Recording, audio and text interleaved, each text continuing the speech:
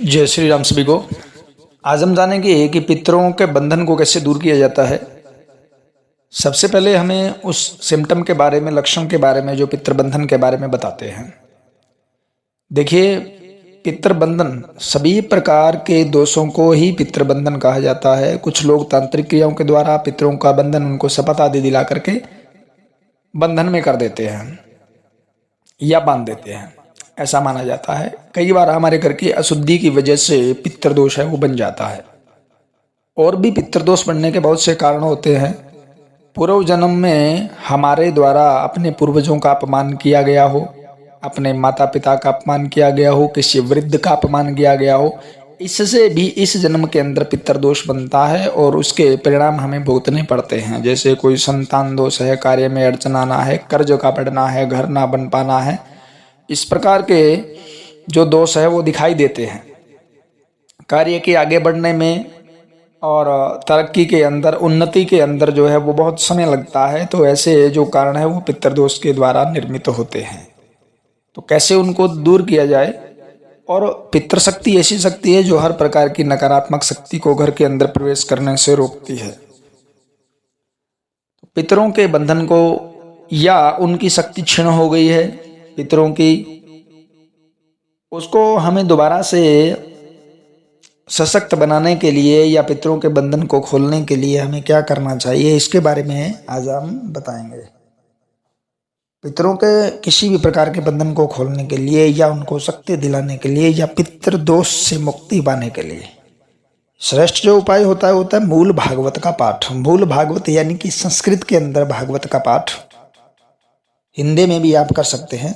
मूल भागवत, उसमें मूल संस्कृत होती है, यानी कि शब्दार्थ नहीं बताया जाता है। एक तो कुछ लोग अपने सामर्थ्य के अनुसार वैसे कथा करवाते हैं, घर के अंदर भागवत का पाठ करवाते हैं, सुनने वाले श्रोता आते हैं वहाँ पर।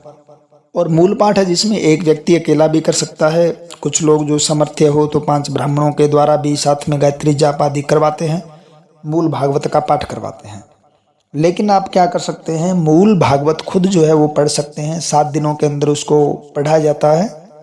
पितरों का नारियल वो वहाँ रख करके, कलश के ऊपर नारियल लगा करके, और 7 दिन तक वो पाठ किया जाता है, जिससे पितरों को बंधन से मुक्ति मिलती है।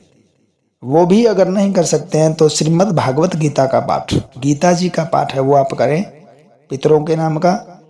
और पीपल के अंदर आप जल दें रविवार को छोड़ करके, और एक बर्तन के अंदर जिसमें कम से कम 2-3 लोटा जल हो, उसमें गंगा जल, शुद्ध जल, थोड़ा सा दूध, ये मिला करके अपने पास रख लें।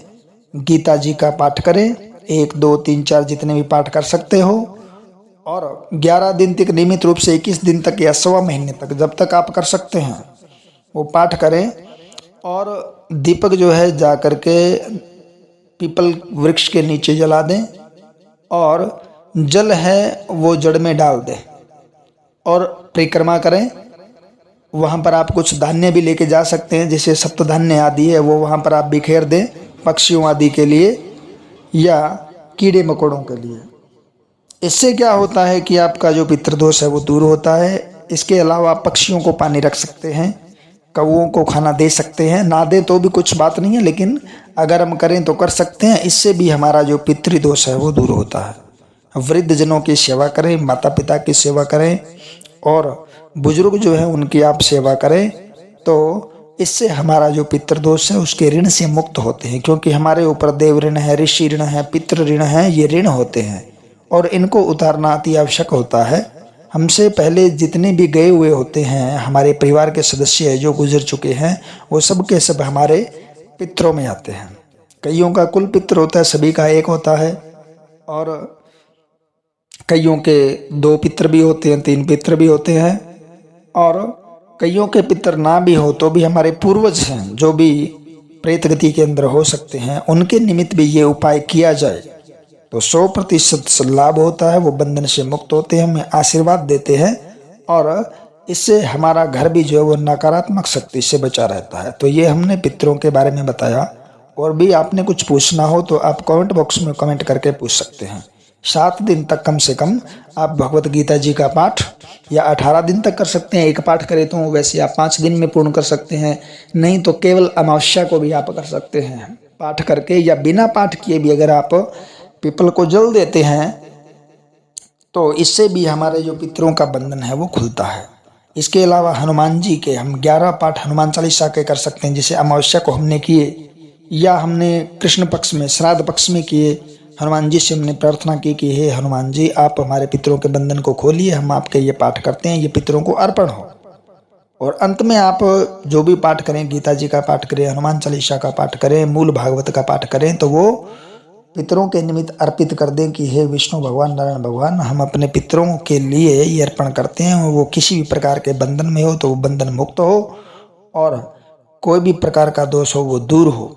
इस प्रकार से हम वो जल है भगवान के चरणों में अर्पित कर देते हैं, तो हमें पितृदोष से मुक्ति मिलती है। जय श्री राम।